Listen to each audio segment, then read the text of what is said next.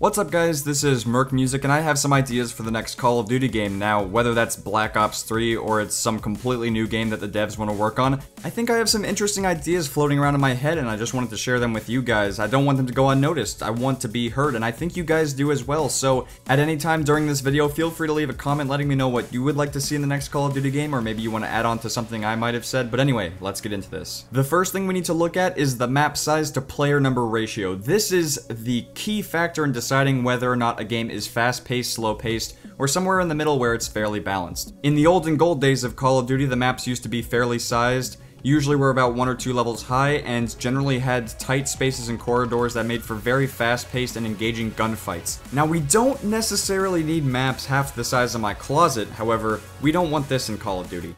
Hello? Hello? Is anyone there? My solution for all of this madness would be to make 3 small maps that support 6v6 or 9v9, 5 medium-sized maps that support 12v12 or 16v16, and maybe throw in a couple of large maps, but they have to support either 24v24 or like Battlefield do 32v32. Even though most people will agree that large maps can get slow and boring, they can actually be a lot of fun if the ratio is right.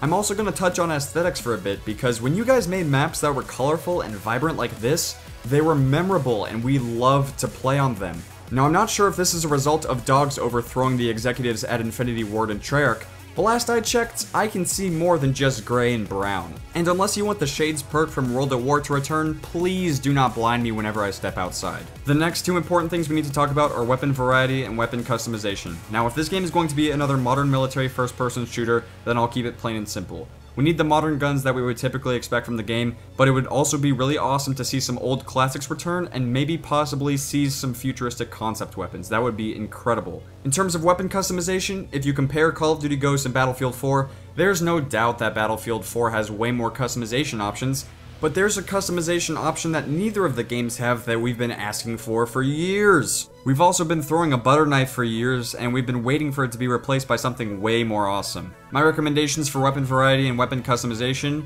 would be to give us more weapons than we know what to do with, make them challenging, make them interesting and unique to their own role, and in terms of customization, give us more options than Subway. Lastly, I would like to wrap up the video talking about the perk system and how it's changed over the years. Perks were first introduced into Call of Duty's multiplayer with Call of Duty 4, and ever since then the perk system has stayed. However, it's been altered drastically and changed in many different ways, but I would argue that the perk system has gone way off the deep end ever since Black Ops 1, and here's why.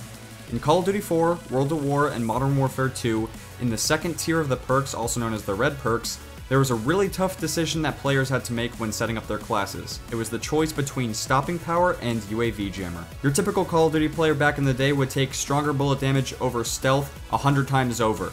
This allowed for faster gameplay in terms of flow, and it meant that whenever you called in a UAV, it was actually meaningful. You'd be able to see almost the entire team instead of just seeing nothing but ghosts. Every Call of Duty after Modern Warfare 2 has contained perks that are excessive and not necessary, and the perks change the core fundamental of the gameplay mechanics way too much. They're overcomplicating things. I know I might sound a little bit hypocritical saying that we need to restrict customization, but I'm not talking about the difference between a Chinese red dot sight and a Cobra red dot sight.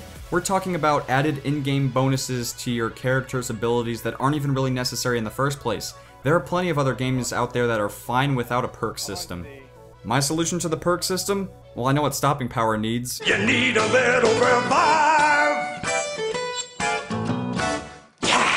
Alright, so I think I got to cover my 3 main points. However, there are a couple of smaller, minor things I do want to talk about, so let's get into them.